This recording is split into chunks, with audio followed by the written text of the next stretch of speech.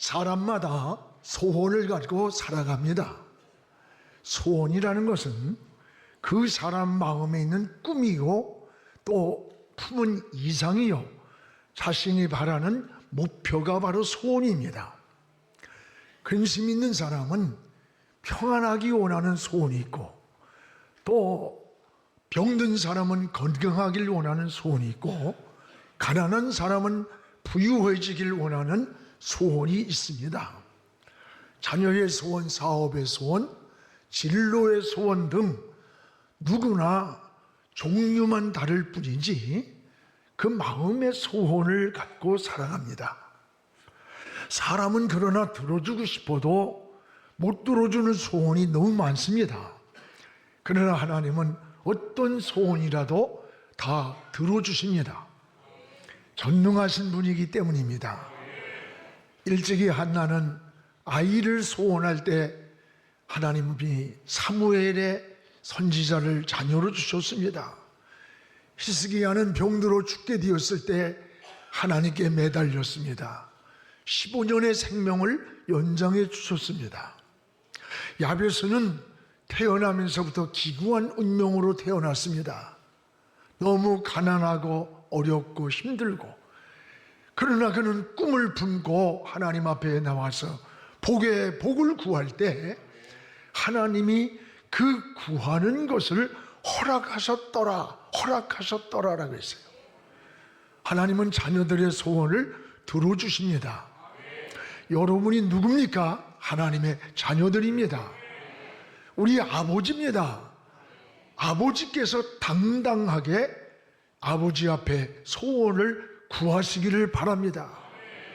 마태복음 7장 9절에서 11절에 보면 자식이 생선을 먹고 싶다고 하는데 뱀을 줄 부모가 어디 있으며, 떡을 먹고 싶어 하는데 돌을 줄 부모가 어디 있느냐. 악한 자라도 자기 자녀에게만큼은 좋은 것을 주기 원하는데 하물며 저 하늘에 계신 너희 아버지께서 좋은 걸 주지 않겠느냐라고 하셨어요. 그렇습니다. 여러분, 아버지에게 소원을 구하는 것은 기복신앙이 절대 아닙니다. 하나님의 자녀로서 당당하고 당연한 것입니다. 근데 여러분만 소원이 있는 게 아니라 주님도 여러분을 향한 소원이 있음을 우리에게 말씀하고 있습니다. 무엇보다 주님은 사람을 통해서 하나님의 일을 하시기 때문입니다. 여러분, 주님은 이 불이 붙었으면 내가 뭘 더 원하겠느냐 소원을 말씀하셨고, 추수할 것은 많은데 일꾼이 적다고 일꾼을 찾으면서 소원을 말씀하셨어요. 모두가 주님이 우리를 향한 소원입니다. 주님의 소원은 뭘까요? 오직 영혼 구원이었습니다. 이 땅에 오신 것도 영혼을 구원하기 위해 오셨고, 병든 자, 가난한 자, 우는 자의 눈물을 씻어주시고, 또 문제를 해결해 주신 목적이 뭐예요? 여러분, 영혼 구원의 본질적 목적이 있는 거예요. 십자가의 죽음도 목적이 뭐예요? 인류의 영혼을 구원하려고 십자가를 지신 거예요. 오늘 말씀도 부활하셔서 마지막 분부하신 말씀입니다. 제자들에게 주님의 소원과 마지막 지상 명령이 무엇인가를 우리에게 잘 알려주고 계시는 겁니다. 여러분, 그 내용이 뭐냐? 너희는 가라. 어디로? 모든 족속으로 제자를 삼으러 가라. 아버지와 아들과 성령의 이름으로 그들에게 세례를 베풀라.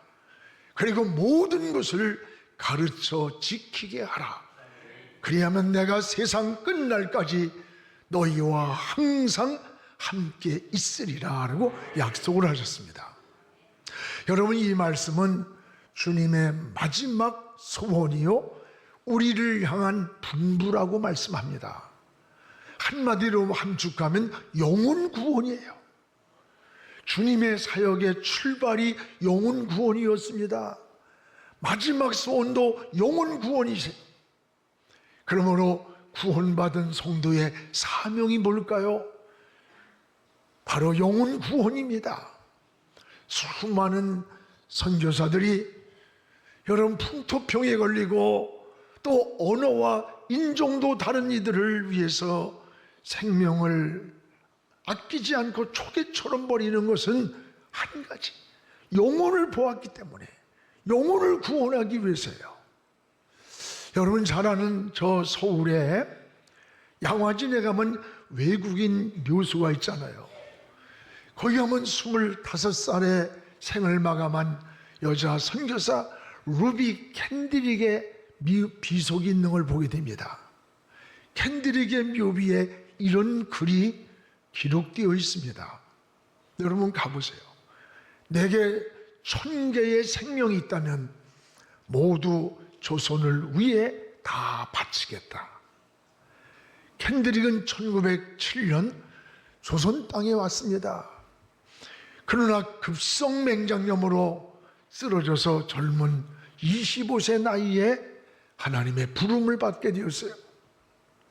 그는 죽어가는 순간에도 앞으로 하나님 10명, 20명, 50명씩 이 조선 선교를 위해서 젊은이들을 보내달라는 유언을 남겼습니다.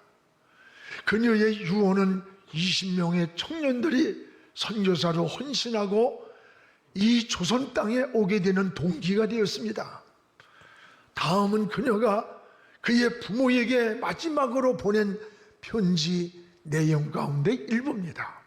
아버지 어머니 보고 싶고 사랑합니다. 이곳 조선 땅은 참 아름다운 곳입니다. 모두들 하나님을 닮은 사람들 같습니다. 어쩌면 이 편지가 마지막일 수도 있습니다. 저는 이 땅에 저의 심장을 묻겠습니다. 이것은 조선에 대한 제 열정이 아니라 하나님께서 조선을 향한 열정이라는 것을 깨달았고 알게 되었습니다. 라고 하는 유언의 편지예요. 이런 유언을 남기고 25살의 젊은 나이에 조선 땅에 묻혀 있습니다. 여러분 복음이 뭐길래 이 복음을 위해서 자기의 생명까지 아낌없이 바칠 수가 있었단 말인가. 오늘날 이 땅에 천만 그리스도인이 된 것은 우연이 된 게 아닙니다. 이런 순교의 피가 우리 민족 속에서 뿌려져 있기 때문에 이 생명의 열매를 지금 맺은 거예요. 그 당시 우리 민족은 어땠어요? 전염병이 창궐했고 미개했고 말할 수 없는 가난과 이런 속에 있었던 이 땅에 복음을 전해준 거예요. 생명의 씨를 전해준 거예요. 우리도 주님의 명령을 따라 여러분 한 영혼의 구원, 한 생명의 구원을 관심을 가져야 돼요.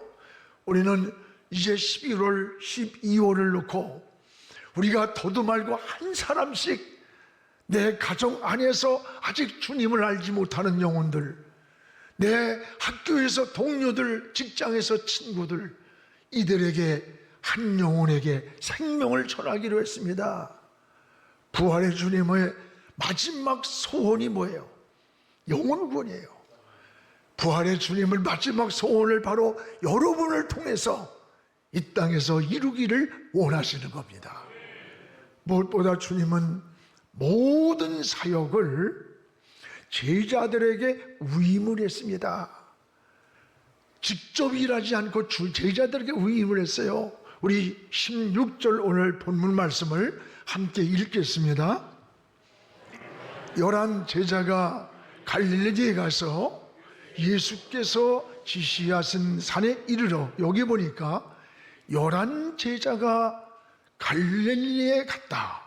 그곳에서 부활의 주님을 만나게 됩니다. 11 제자라고 했습니다. 12 제자를 뽑았는데 왜 11 제자일까? 그 한 제자, 빠진 한 제자는 누굽니까? 바로 가룟 유다였습니다.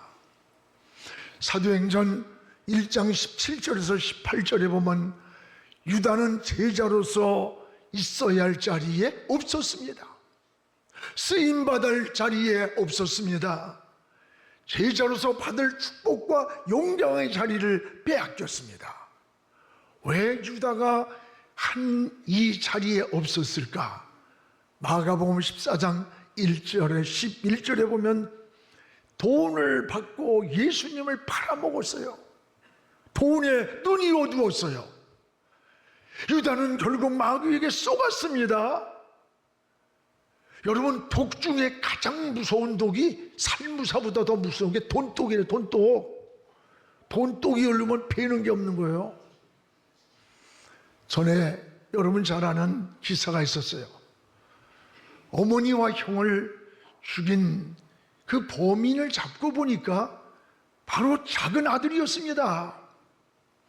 어머니가 가지고 있는 유산을 자기가 다 가로채려고 형을 죽이고 어머니를 죽였어요. 결국 한 푼도 재산을 가지지 못하고 국고로 환수되었고 남은 것은 존속 살해범으로 지금도 교도소에서 세월을 보내고 있는 사람이 있어요.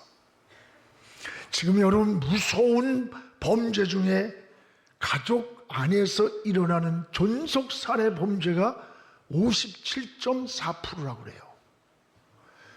부모가 재산을 많이 가지고 있는 것도 굉장히 위험한 시대가 됐습니다. 여러분, 자녀들에게도 많은 유산을 물려주는 것 중요해요. 그러나 녹슬지 않고 시들지 않는 믿음을 물려주기를 자꾸 기도해 줘야 돼요. 자녀가 어려우면 돈이 필요하다고 말하지 않고 오히려 나 위해 기도해 주세요. 내가 이런 일을 하는데 어려움을 만났어요. 이런 일을 시작하는데 그 기도를 해줄 수 있는 이런 믿음의 유산을 뿌리에 내려줘야 되는 거예요. 이게 지혜요 믿음입니다. 여러분, 부모들 일찍 재산 물려주지 마세요.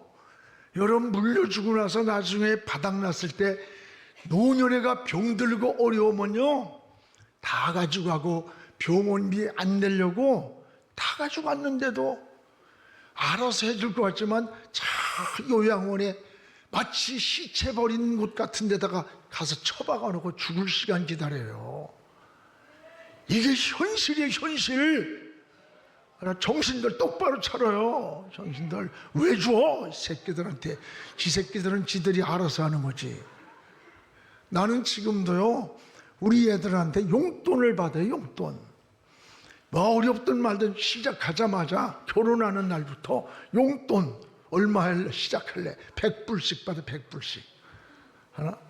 철저하게 받아요. 내가 필요해서 더 줄지라도 부모를 섬기는 마음이 필요한 거예요. 저도 실천합니다.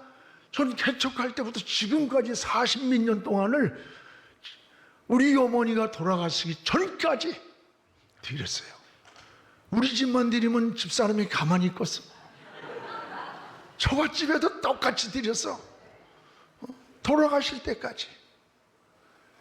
여러분, 독 중에 가장 무서운 독이 돈독이라는 거 맞아요. 장례식 같은 걸 저는 목사가 되다 보니까 많이 봐요. 그 부모를 놔두고 막 싸우고 있는 거야. 그 부주금 때문에 싸우고 부모가 남긴 유산 가지고 그냥 싸우고 난리가 나. 이게 현실입니다. 현실. 부모도 지혜로워야 돼.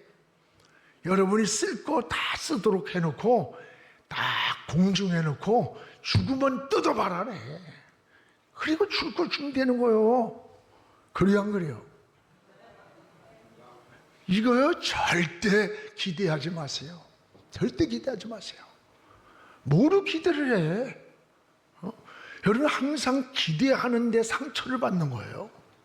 배신감을 느끼고 그 아픔을 안는 거야.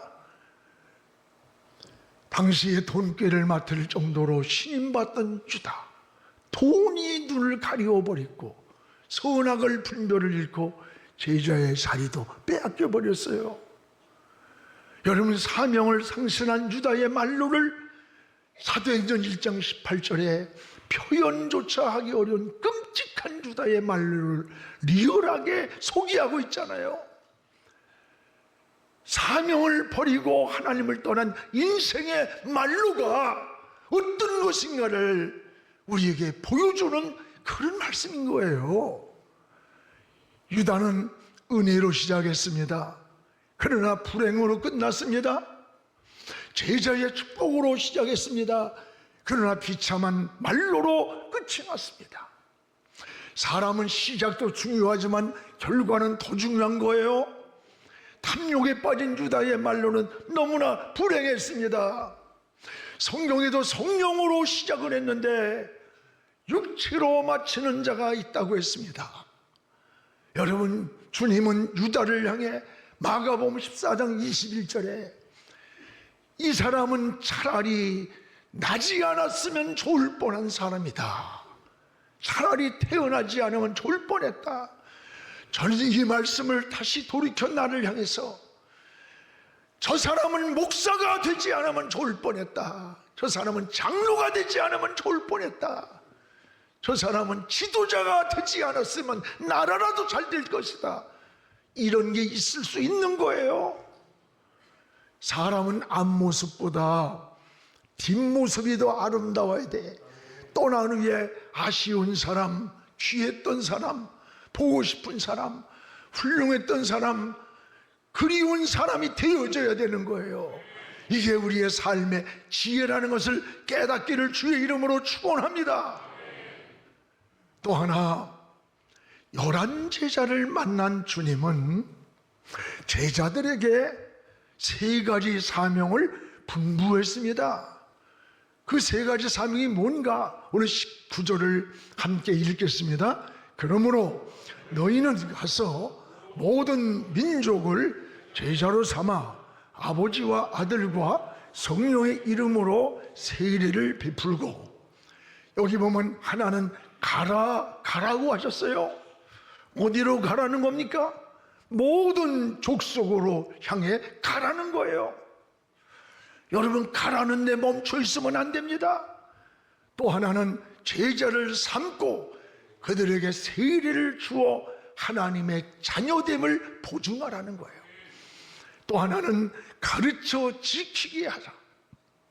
가르쳐 지키게 하라는 임무를 부여했어요. 가서 제자를 삼는 일입니다. 여러분, 오늘 제자 삼는 일이 뭐예요? 영혼 구원이에요.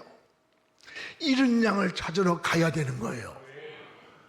하나님은 어떤 사람을 잃은 양이라 했을까? 하나님을 떠난 모든 사람들이 잃은 양이에요. 우리 주변에는 잃은 양들이 수없이 많습니다. 가정 안에도 있고 직장 안에도 있고 학교에도 있는 거예요. 목자가 잃은 양을 찾는 그 비유가 누가복음 15장에 나와 있어요. 100마리의 양을 치는 목자가 오늘 아침에 일어나 보니까 한 마리 양이 없는 거야. 여러분, 매일같이 100마리 양을 목자가 세워봤기 때문에 그날따라 71마리를 발견한 거예요. 이게 관심입니다. 매일 세워봤기 때문에. 그래서 99마리의 양을 두고 한 마리 잃은 양을 찾아 산을 헤매고 계곡을 넘고 들판을 누비면서 양을 찾는 거야. 양을 잃은 목자가 어떻겠어요? 양을 잃어버리고서 편안하게 잠을 자고 쉬고 놀고 있을 수 있겠어요? 여러분, 있을 수가 없는 거예요. 전에 고등학생이 실종됐어요. 그 아버지는 그 아이의 이름과 등에다가 써붙이고 프랭카드를 붙이면서 평생을 20년이 넘게 우리 아이 찾아주세요, 찾아주세요. 어떻게 됐는지도 모르는데, 그러다가 얼마 전에 그분이 돌아가셨다는 뉴스가 나오더라고. 이게 부모의 심장이에요. 여러분, 부모와 자식은 전혀 달라요. 부모는요, 자식이 앞서가면 가슴에 묻혀 있는 거예요, 그 자식이. 부모는 자식은요, 머리에서 머물다 시간이 되면 떠나. 이 목자의 심정이 바로 누구예요? 영혼을 찾는 주님의 마음인 거예요. 잃어버린 양을 찾는 주님의 마음이에요. 주님이 말씀하잖아요. 가라. 모든 족속으로 제자 삼으러 가라. 이 사명에 붙들려서 여러분, 선교사들이 지금 3만 5천 명 되는 선교사들이 전 세계에 나가서 복음을 전하는 거야. 내가 먼저 받은 생명을 가지고 그 오지 땅에, 때로는 아프리카 같은 데 가서 복음을 전하면서 일생의 삶을 하나님께 드리는 거 아닙니까? 이것이 바로 우리의 사명임을 깨닫기를 바랍니다. 여러분, 디모데전서 2장 4절에 하나님의 마음을 우리에게 알려줍니다. 하나님은 모든 사람이 구원받기를 원하신다고 했습니다. 여러분, 멸망받기를 원하지 않아요. 교회의 존재 목적이 뭐예요? 우리끼리 즐기고 우리끼리 노는 놀이터입니까? 아니에요. 영혼 구원이에요. 영혼 구원하기 위해 하나님의 전이 필요한 거예요. 모든 족속입니다. 이는 이 땅에 태어난 자는 누구든지 예수 믿고 하나님의 자녀가 되기를 원하십니다. 누구도 멸망받는 것을 원치 않는 거예요. 그러므로 주님은 마지막 소원을 여러분을 통해서 이루기를 원하시는 거예요. 그래서 마지막 나의 소원이 나의 분부다. 너희는 가라. 잃어버린 양떼를 향해 가라. 그들을 제자 삼아라. 그들을 예수 믿고 구원받아 세례를 줘서 자녀를 삼아라. 그러면 내가 세상 끝날까지 너희와 함께 하신다. 주님은 마지막 소원을 여러분을 통해서 이루기를 원하십니다. 이것이 바로 여러분에게 소한 하나님의 뜻인 거예요. 리빙스톤이 아프리카 대륙을 횡단하다가 맹수에게 물려서 생명이 위독하게 되었습니다. 제자들이 울면서, 선생님, 이렇게 여기서 죽으면 어떻게 합니까? 그때 리빙스턴이 유명한 말을 했어요. 나는 결코 죽지 않는다. 내가 아직 해야 할 사명이 남아있기 때문이다. 여러분, 하나님은 우리가 불쌍해서 살려주는 것 아닙니다. 아직 내가 해야 할 사명이 이 땅에 남아있기 때문에 살고 있음을 믿어야 돼요. 여러분이 건강 하나 유지하려고 혼자 즐기고 놀고 그렇게 해서 몇 년 더 살면 뭐 별거야? 이 땅에 내가 할 사명의 가치가 있기 때문에 건강해야 되고 살아야 될 존재 이유가 있는 거예요. 전 늘 아침에 눈을 뜰 때마다, 저녁에 잠자리를 들 때마다, 하나님, 아직도 내가 해야 할 사명이 있기 때문에 하나님이 나를 살려주고 계심을 감사합니다. 불쌍해서 나를 살려주는 게 아니에요. 아직 내가 이 땅에 해야 할 사명이 남았기 때문에 살고 있음을 감사해야 되는 거예요. 자기 사명이 분명한 사람은요, 인생을 확신 있게 삽니다. 사사로운 일에 흔들리지 않는 거예요. 주님이 마지막 분부한 제자들의 사명은 복음 전하는 일이에요. 복음. 예수를 믿어야 영원한 생명을 얻는다는 이 복음, 이 피 묻은 복음을 전하는 거예요. 여러분이 바로 복음의 증인들 되기를 주님의 이름으로 축복을 합니다. 또 하나, 주님은 이런 전도자에게 여러분 빈손으로 보내는 게 아니에요. 하나님의 은혜와 넘치는 축복의 약속을 보십시오. 오늘 20절을 우리 함께 읽겠습니다. 내가 너희에게 분부한 모든 것을 가르쳐 지키게 하라. 볼지어다 내가 세상 끝날까지 너희와 항상 함께 있으리라 하니라. 보라, 내가 세상 끝날까지, 주님이 함께 하신다는 약속입니다. 사랑하는 여러분, 주님의 약속이에요. 주님이 세상 끝날까지 함께 하신다는 약속. 이 약속보다 더 큰 위로와 소망과 설레임이 어디에 있겠어요? 내가 어느 곳에서 무엇을 하든지 그곳에 주님이 나와 함께 하시는데, 언제까지? 세상 끝날까지 항상 함께 하시며 나를 책임져 주신다는 약속입니다. 할렐루야. 저는 세상 끝날까지 너희와 항상 함께 하신다는 이 말씀이 가슴속에서 정말로 가슴을 뛰게 해요. 너무 기쁘고 감사하고, 여러분, 이보다 더 큰 소망, 이보다 더 감격이, 이거보다 더 든든한 하나님의 보호가 어디 있겠어요?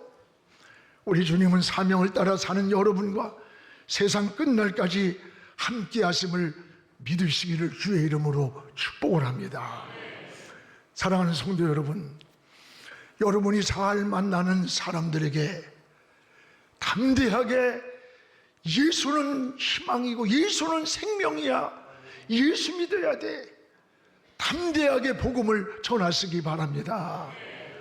구원받을 영혼이 반드시 여러분 주변에 있습니다. 하나님은 그 영혼을 만나게 여러분에게 붙여주시는 거예요. 성령이 빌립을 공수해서 에디오피아 내시를 만나게 한 사건이 나와요. 여러분, 루디아의 마음을 주께서 열어서, 주님이 열어서 빌립보 교회를 세우게 하셨어요. 고넬료에게 베드로를 만나도록 환상 가운데 성령이 인도해 줬어요. 누가 인도했어요? 성령이. 이런 사건의 만남이 우연입니까? 아니에요. 성령이 인도하는 길이고 주님이 인도하는 길이었어요. 주님의 마지막 소원이 영혼 구원이에요. 생명을 살리는 일이기 때문입니다. 여러분이 전해준 한마디가 구원선이 될 수가 있는 거예요. 주님은 여러분을 통해서 주님의 마지막 소원을 이 시대에 이루어가기를 원하십니다. 하나님은 사람을 통해 일하십니다. 여러분이 바로 하나님 앞에 쓰임받는 그런 사람이 되시기를 축복합니다. 5분간 대화할 수 있는 시간이 있다면 예수님을 전하십시오.